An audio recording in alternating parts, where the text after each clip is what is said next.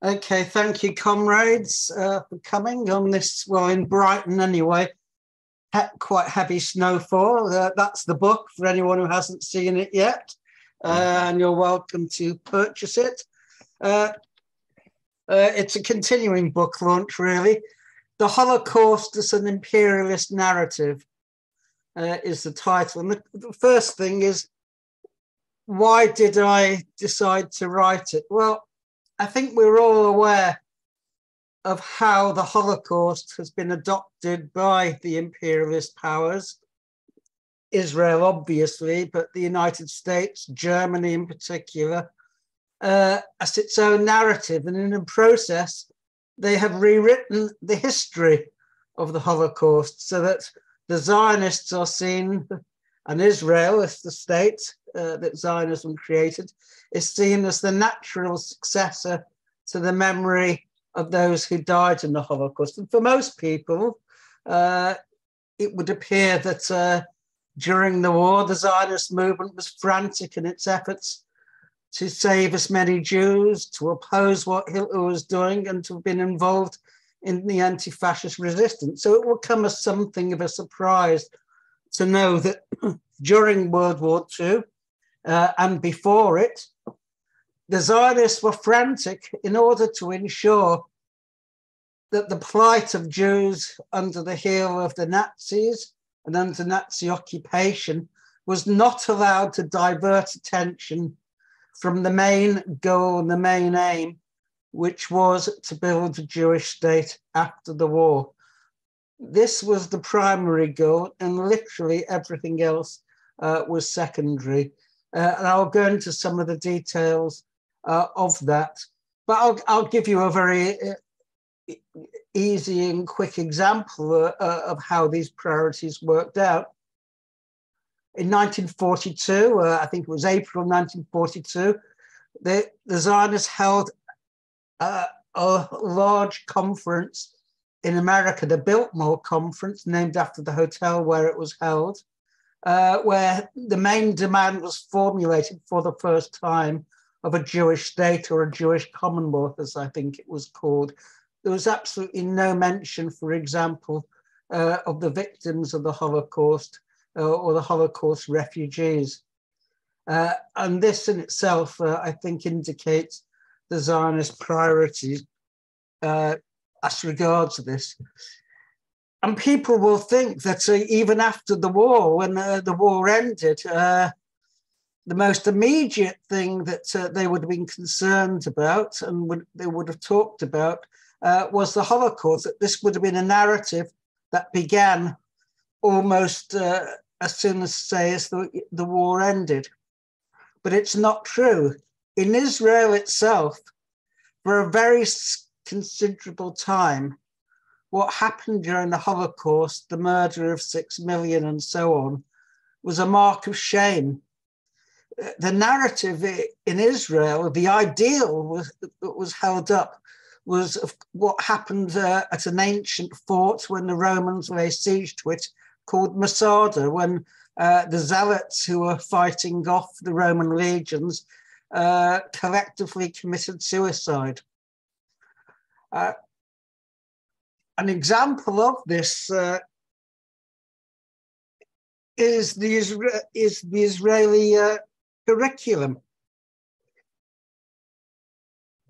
In the late 1940s and the early 50s, the Holocaust was barely mentioned in Israel. In a 220-page Israeli history textbook published in 1948, just 1 page was devoted to the Holocaust, compared to 10 pages on the Napoleonic Wars. And you can read about this in Edith Zertel's excellent book, Israel's Holocaust and the Politics of Nationhood. The first time the Holocaust became part of the syllabus in 1953, just 2 hours were devoted to it.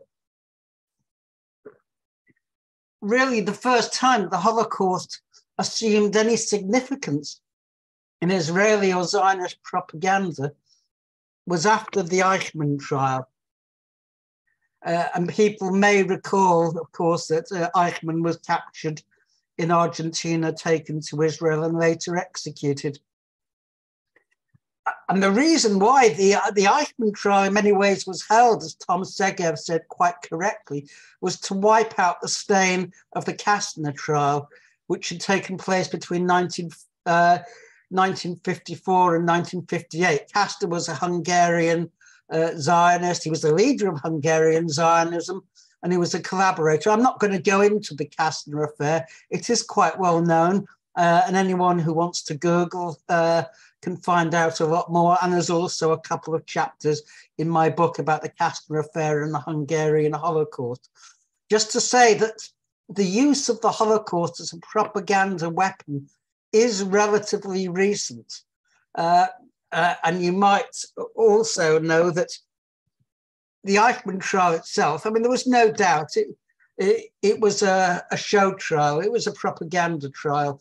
No one doubted that Eichmann was guilty as charged, that he bore a great deal of the responsibility for directing and organizing the Holocaust, although the judges in the Eichmann trial seemed to hold him solely responsible, almost acquitting Hitler and Himmler in the process.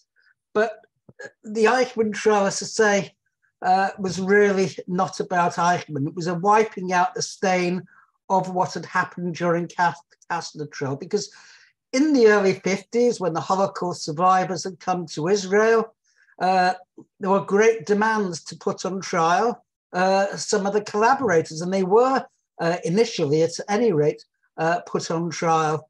And the Zionist leaders really wanted to get away from it. So when during the Eichmann trial, Hannah Arendt wrote a book, Eichmann in Jerusalem, which referred back to the Kastner trial and put what was happening in the Eichmann trial in context, she was subject to really quite vicious attacks. She was called a Holocaust denier, a self-hater, and many other things. I could quote a passage from her book. She said it was, the Zionist movement exploded with fury when she did publish her book. And she said, the campaign conducted with all the well-known means of image making and opinion manipulation got much more attention than the controversy. It was as though the pieces written against the book and more frequently against its author came out of a mimeographing machine. The clamour centred on an image, quote, of a book which was never written and touched upon subjects that often had only not been mentioned by me, but had never occurred to me before. So, I mean, this is how those who have questioned the Zionist narrative have often been treated. As I say, the Holocaust itself was in many ways dealt with disgust, with aversion in Israel. The Holocaust victims were not seen as good examples, on the contrary. They were examples of all that was worst in diaspora. In the words of Gideon Hausner, who was the prosecutor in the Eichmann trial, the Jews had gone like sheep to their slaughter. They were the worst possible examples for a young, defiant nation that was springing up. And that was why the example of Masada, where Jews were willing to die if necessary for their cause, was so important. And Ben-Gurion was prominent in that. If I can quote again from my book, Ben-Gurion had, I quote here from Ian Lustig, an essay that he wrote, Ben-Gurion had, and I quote, a genuine disgust for Jewish life in the diaspora and a sense of distance between the defiant, healthy nation of Jews gathering in the land of Israel and the misshapen, impotent, and craven mass of Jews who had remained in Europe to be slaughtered.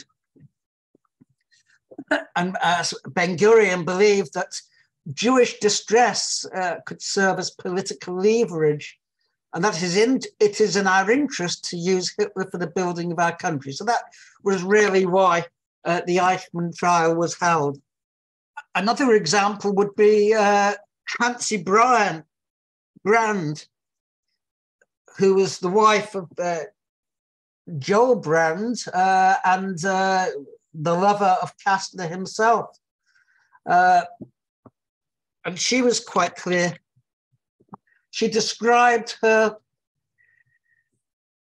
what happened when she came to Israel, when she settled on Kibbutz Givat Haim.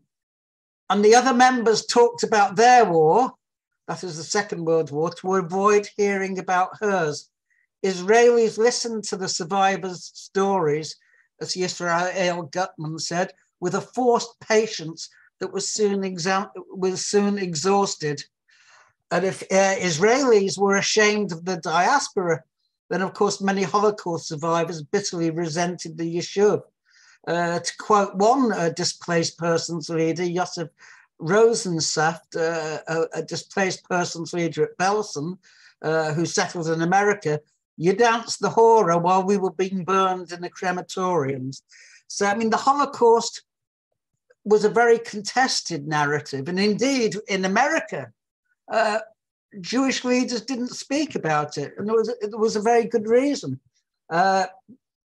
If you spoke about the Holocaust and what had happened, you often see it as being akin to a communist. And in the McCarthy era, that was not something that people really wanted to be associated with. For example, during the funeral for the Rosenbergs who were executed, they sang the song of the Warsaw Ghetto. It was the communists who went on about the Holocaust, not the Zionists. This was, of course, all to change, and the Holocaust developed into what I would call an imperialist weapon. But at the time, immediately in the immediate wake of the Holocaust, it was not a narrative that was, or a weapon that was used very often.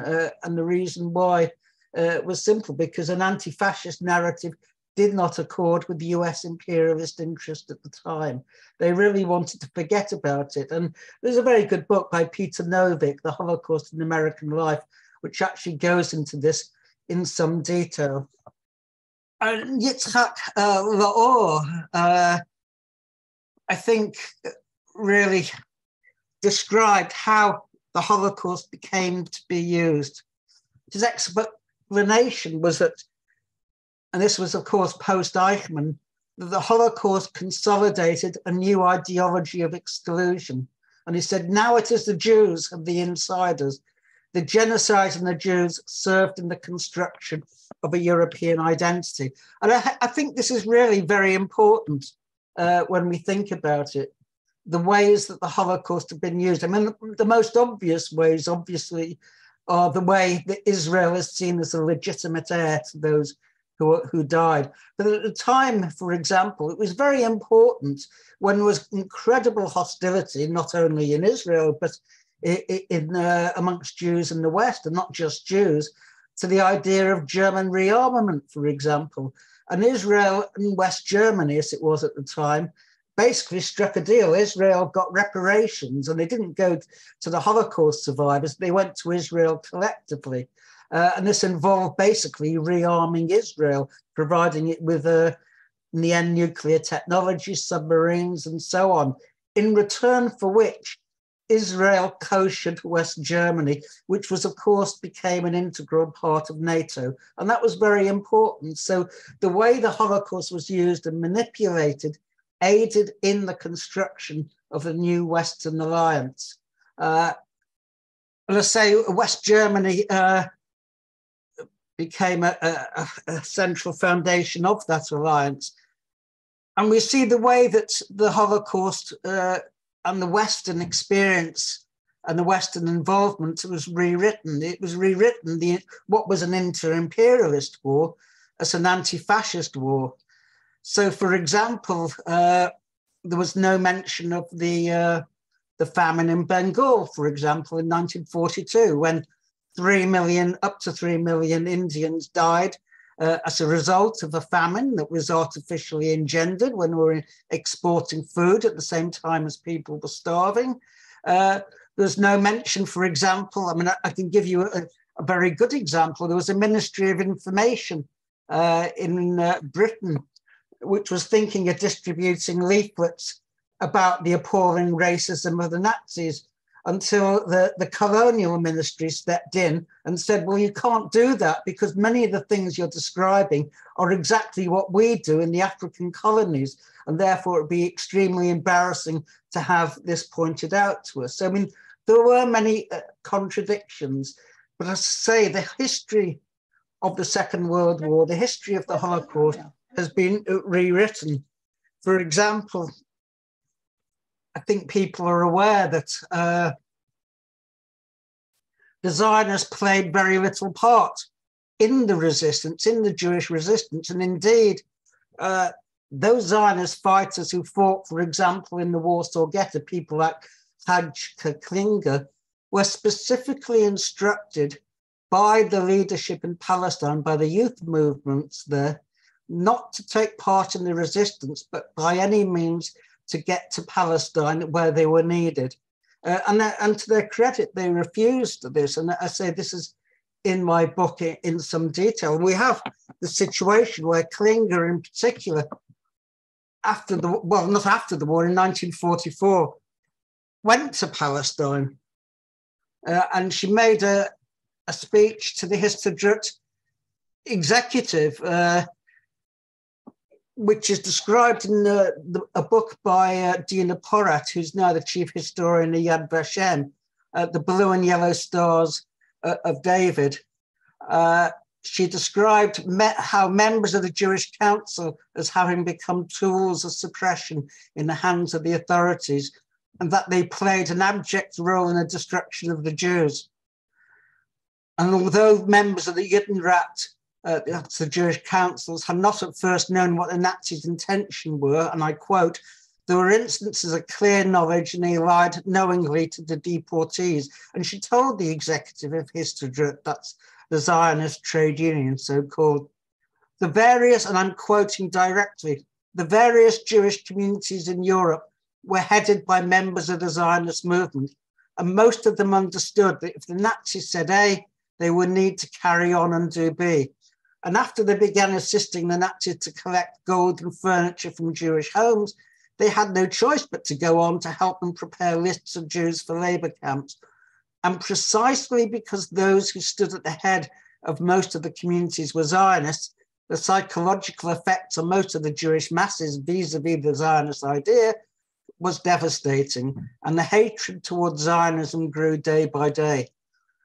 One bright day, we will need to try these people. It must be clearly and publicly said that many Zionists betrayed their people. Yes, one must try Chaim Molchadsky, the head of the JNF in Betzin, unquote. And in fact, as I say, there were something like 36 resistance fighters in the Warsaw Ghetto who escaped through the sewers to the Aryan part of Warsaw, and some of them got to Palestine. And what was remarkable was that their memoirs, their diaries, their writings were either censored or changed, sometimes out of all recognition. So, for example, Hajj Klinger's memoirs, you have to go to the original diaries in order to actually understand. She was a member of Hashama Hatzer, which became Mapam, and they quite shamelessly changed what she wrote in order to accord with her own narrative. She committed suicide, I think it was about 1955, but it wasn't till I think about 5-6 years ago that her diaries were eventually republished in their original form. But just to say that the whole history of the Holocaust from the Zionist point of view was rewritten in order to conform with their own narrative. I think someone, no, I can't find it, but I'll go back to it later. But the way the Holocaust has been used, I mean, I think people will be aware of the quite shameless way, in many ways it was used. I mean, for instance, Menachem Begin, when Israeli troops were surrounding Beirut, Yasser Arafat became Hitler in his bunker.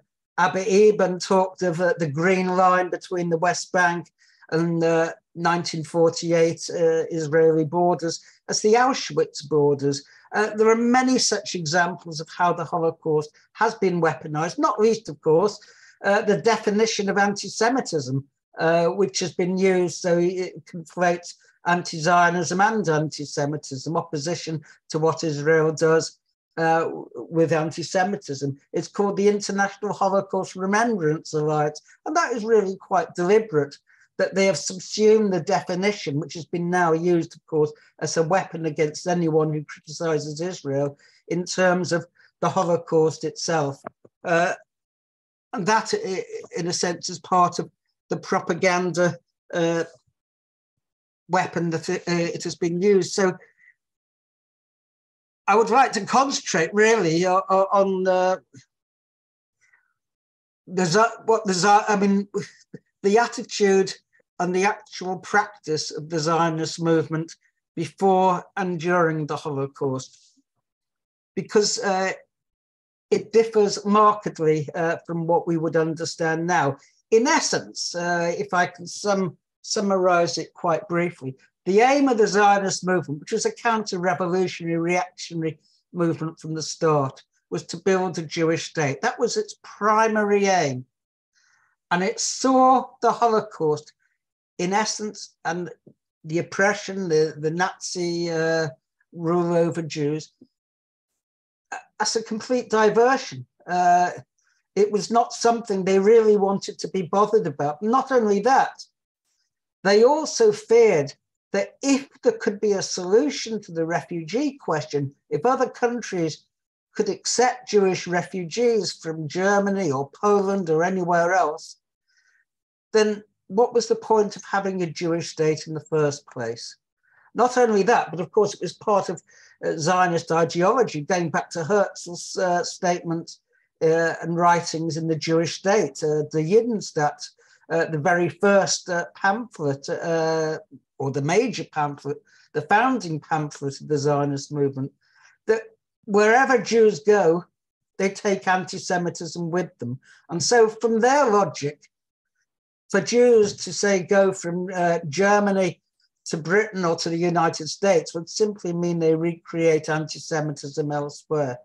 Their solution was, of course, to be able to solve the Jewish question by establishing a Jewish state.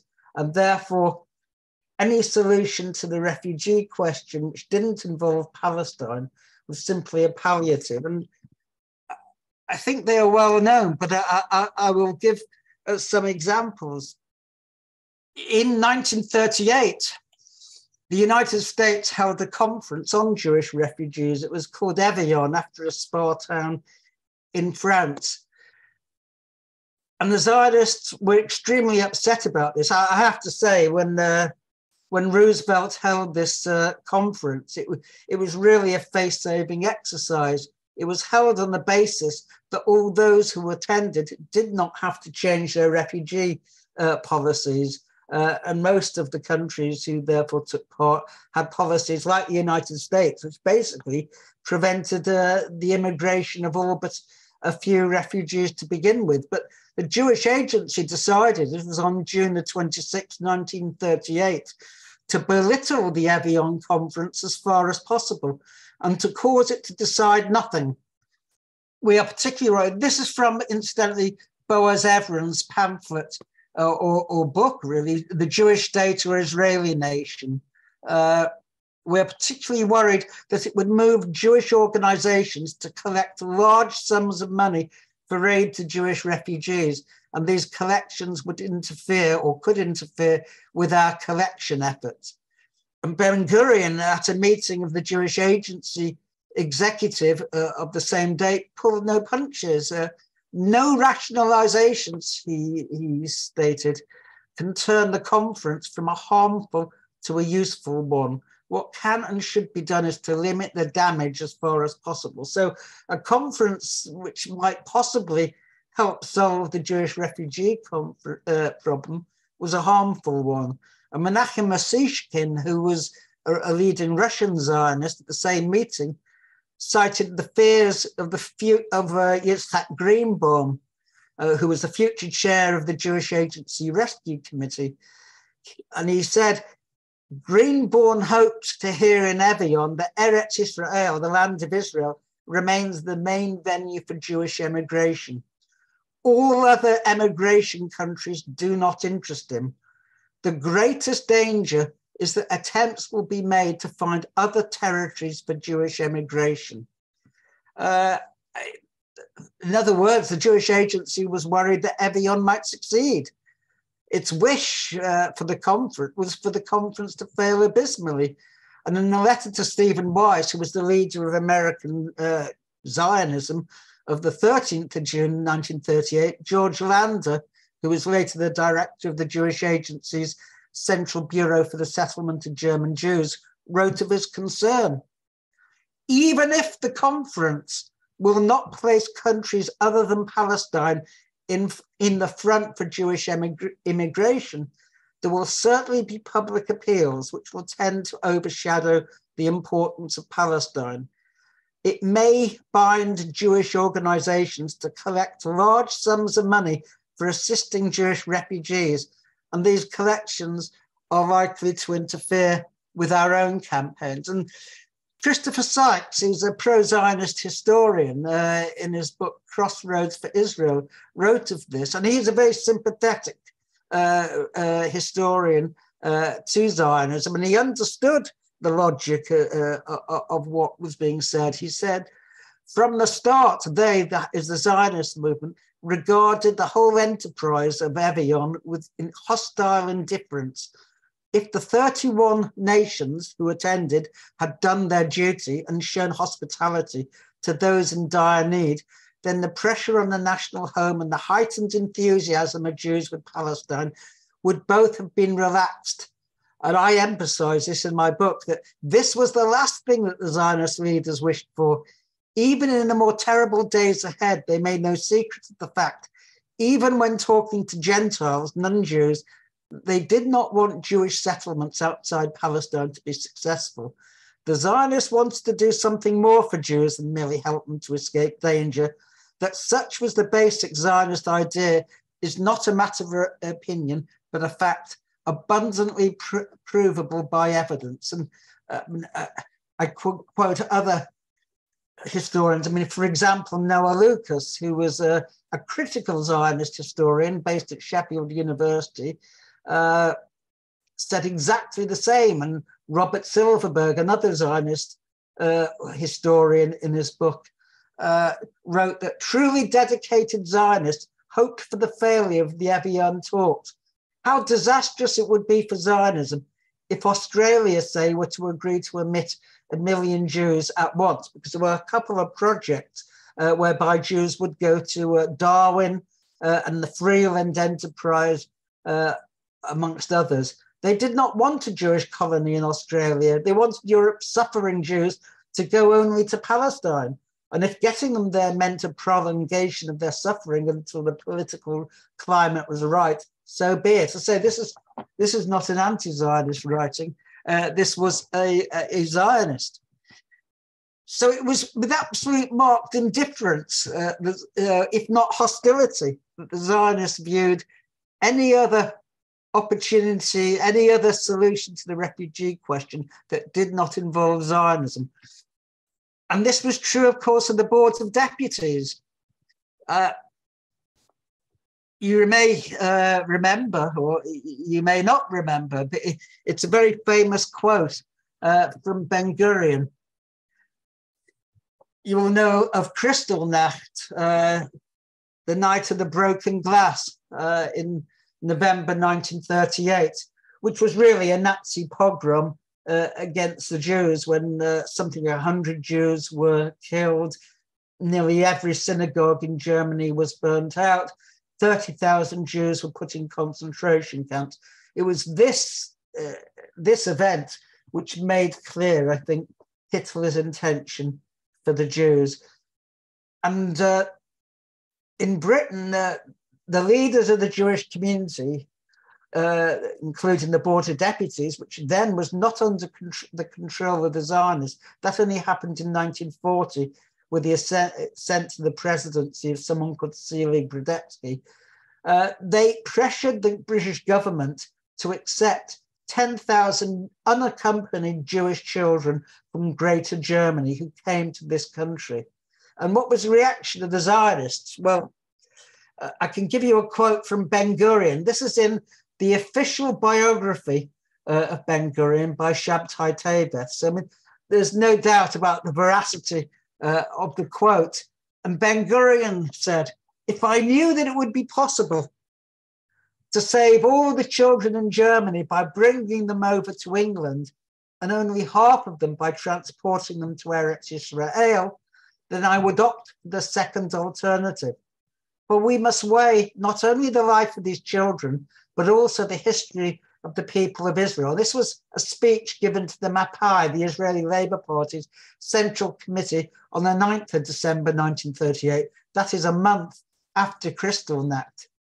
Ben Gurion was worried that the human conscience might persuade countries to open their doors to the Jewish refugees. He warned Zionism is in danger. And according to his logic, if other countries could save Europe's Jews, then what was the need for a Jewish Palestine? And Ben Gurion wrote a week later, on the 17th of December 1938, to the Zionist executive, "If the Jews are faced with a choice between the refugee problem and rescuing Jews from concentration camps on the one hand, and aid for the National Museum in Palestine on the other, the Jewish sense of pity will prevail, and our people's entire strength will be directed at aid for the refugees in the various countries. Zionism will vanish from the agenda. And indeed, not only world public opinion in England and America, but also from Jewish public opinion." And then he warned, "We are risking Zionism's very existence if we allow the refugee problem to be separated from the Palestine problem." So I mean, it was abundantly clear as to what the position of the Zionists were. And for example, they at no time when proposals were made, for instance, in Congress to relax the American immigration controls, the Zionists resolutely failed to give any support. In fact, it was worse, because in 1944, they attempted to stymie the setting up of the War Refugee Board very late in the day, January 1944. But nonetheless, it came into operation as a result of the actions and the campaigning of dissident Zionists, Shmuel Merlin, Peter Bergson, revisionists, incidentally, not Labour Zionists. And that might make you think about the divisions that we normally understand between left and right Zionists. It was actually the right-wing Zionists who were more committed, or some of them anyway, to saving the refugees, and the Labour Zionists who were absolutely dedicated to the policy that Ben Gurion had outlined. I want to give an example of the Board of Deputies, because we all know that the Board of Deputies was very concerned about anti-Semitism, not least in the Labour Party, as some people will know. Stan will know in particular, because he had a conversation at a demonstration the Board of Deputies held outside the House of Parliament, and he had some problems with his employer as a result. And it was in March 2018, just before the local elections, when the Board of Deputies held the first demonstration against anti-Semitism, or so they said, in Britain. And so well-known anti-racists like Norman Tebbit, Ian Paisley Jr., Sajid Javid, and so on, attended that demonstration. As far as I'm aware, I can find no other example of the Board of Deputies ever having called a demonstration against racism or anti-Semitism in its 240-year history. It was only when Jeremy Corbyn, someone who'd clearly been campaigning against Jews, materialized on the scene, that the Board of Deputies went into action. And you might well, of course, ask why. And I came across in a pamphlet by Mayor Somplinsky another example of a demonstration. This was in 1942. In 1942, in the spring of 1942, the first deportation of Jews to the extermination camps occurred. It was from Slovakia. It was under Dieter Wisliceni. I don't need to go into the details, though if people want, I'm happy to. But this was the first deportation of Jews. They were deported to Lublin and then from there to either Sobibor or Auschwitz itself. And in London, the Federation of Czechoslovakian Jews published a protest and asked for the Board of Deputies' cooperation. They refused. The reason was their demands, quote, went against the grain, unquote, of the board's passive attitude to news of the atrocities. But the Federation went ahead and it held a public demonstration and a rally in early 1942. The Bishop of London spoke, 2 Christian MPs spoke, and the Czech Interior and Rehabilitation Minister spoke, but not the Board of Deputies. Both the Secretary, Abraham Brotman, and the President, Selig Brodetsky, refused to attend. So I think this gives us some clue, in a sense, about the real attitude of the Board of Deputies to the fight against fascism and anti-Semitism. We all know that the Board of Deputies in 1936, at the time of the Battle of Cable Street, when Oswald Mosley's British Union of Fascists attempted to march through the East End of London, and something like 200,000 people, mainly non-Jews, non-Jewish dockers in particular, but also thousands of Jewish workers mobilized to oppose Mosley. The Board of Deputies' advice was for Jews to stay at home, keep their heads down, say absolutely nothing. So we can see, I think, clearly that the Board of Deputies, once it had been captured by the Zionists, was useless as an instrument fighting anti-Semitism and racism. And today, of course, we know that its main job is defense of Israel, right or wrong. And we might well think, I mean, this point was made quite clearly by Somplinsky, that if the Board of Deputies had been captured, not in 1940, but in 1938 by the Zionists, then the children who were saved in the Kinder transport might have been one more grisly statistic, because the Board of Deputies would not have pressed them to come to Britain. And that is really worth thinking about, because people are often afraid to make this. But I want to really conclude, in a sense, with having a look at the Labour right, because, of course, people like John Mann, Tom Watson, Wes Streeting, and all the others were vigorously opposed to anti-Semitism. You would have thought they were standard bearers in the fight against racism. But in fact, historically, and unfortunately, the Labour left was never aware of this, because the history of or the historical understanding of people in the Labour Party has often been very limited. But when the question of admitting Jewish refugees came before the British government, and Herbert Morrison was the secretary, Herbert Morrison was the grandfather of Peter Mandelson, he was absolutely opposed to their admission in anything but the smallest of numbers. And again, I will give you some examples. Attlee himself proposed in January 1943.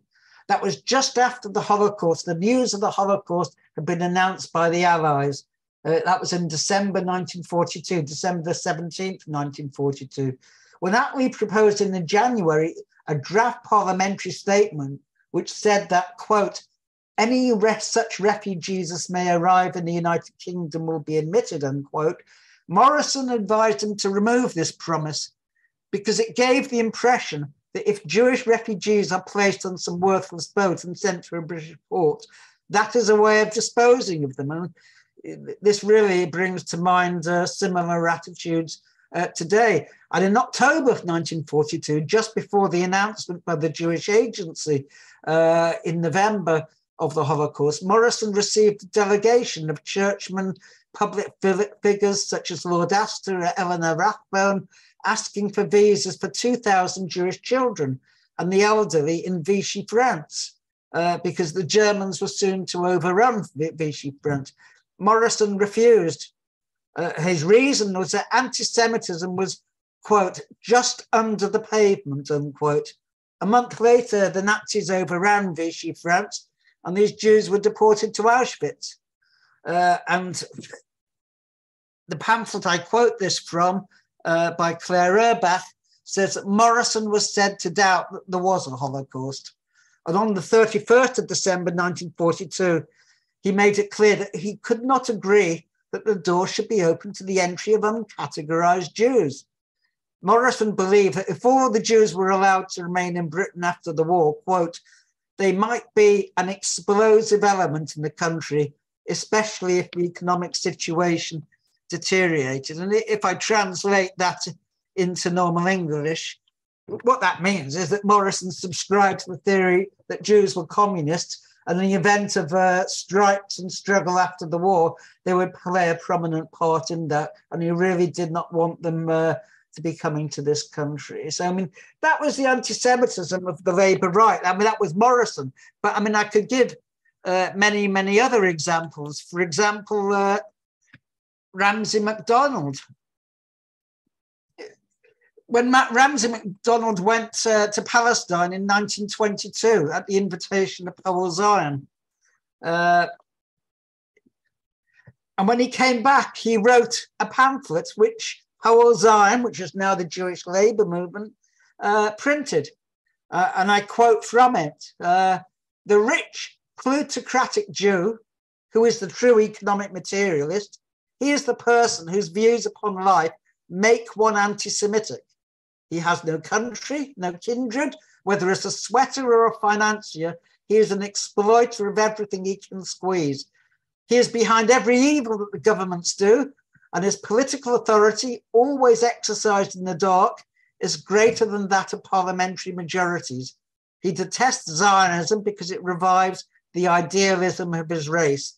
As I say, I mean, he not only wrote that, but he wrote that in a pamphlet published by Powell Zion, the Jewish Labour movement today. So it might be worth people reminding them of actually what they did print, because that is so clearly anti-Semitic. It's not even worth arguing the toss. And similarly, Sidney Webb, Sidney Webb, of course, was the founder of the Fabians and the New Statesman, and he was colonial secretary, I think, from 1929 to 1931, but by then he was Lord Passfield. And he summed up how he saw Jews when he declared that French, German, Russian socialism is Jew-ridden. We, thank heaven, are free. Why? There's no money in it. So, I mean, this is the Labour right. And yet the Labour right was allowed to run with the anti-Semitism campaign, the anti-Semitism allegations, as if they had clean hands, when, of course, they had nothing of the sort. I really wish to finish on this. Although you wouldn't see it today, or wouldn't hear of it today, when the Nazis came to power, of course, most Jews were horrified. And they launched a boycott. It was quite spontaneous. People just didn't buy German goods. Zionists, however, were struck with horror at this, the idea, because they wanted to do business with the Nazis, not fight them. They saw it, in essence, as a golden opportunity. And Francis Nicaise, in his book, Zionism and Anti-Semitism in Nazi Germany, wrote, and Nicaise is a pro-Zionist historian, so positive was its assessment of the situation that as early as April 1933, the German Zionist Federation announced its determination to take advantage of the crisis to win over the traditionally assimilationist German Jewry to Zionism. Because although, again, history is rewritten and being Jewish and being Zionist is treated as one and the same, in Germany at the time, just 2% of German Jews were affiliated to Zionist organizations. It was a fringe movement. But of course, today, all of that is forgotten. And Burl Katznelson, who was a founder of Mapai, what became the Israeli Labour Party, an editor of Davar, as well as Davar being the Histadrut newspaper, as well as Ben Gurion's affected deputy, saw the rise of Hitler, and I quote, it's from Tom Segev's book, The Seventh Million. He saw the rise of Hitler as an opportunity to build and flourish like none we have ever had or ever will have, unquote. Ben-Gurion himself was even more optimistic. The Nazi victory would become a fertile force for Zionism. And that again is in Segev's The Seventh Million. And Joachim Prinz, who was a prominent leader of the German Zionists before emigrating into the United States, and he became chair of the American Jewish Congress, and I think deputy president of the World Jewish Congress, admitted it was morally disturbing to seem to be considered as the favorite children of the Nazi government, particularly when it dissolved the anti-Zionist youth groups and seemed in other ways to prefer the Zionists. The Nazis asked for a more Zionist behavior. And this was not isolated, if you like. This was a general feeling amongst most of the Zionist leaders. And Etan Bloom, in a PhD thesis for Tel Aviv University, Arthur Rupin and the Production in the Modern Culture, quoted Emil Ludwig, the world-famous biographer, who expressed the general attitude, as he said, of the Zionist movement. He said, Hitler will be forgotten in a few years, but he will have a beautiful monument in Palestine. You know, the coming of the Nazis was rather a welcome thing. Thousands who seemed to be completely lost to Judaism were brought back to the fold by Hitler. And for that, I'm personally very grateful to him.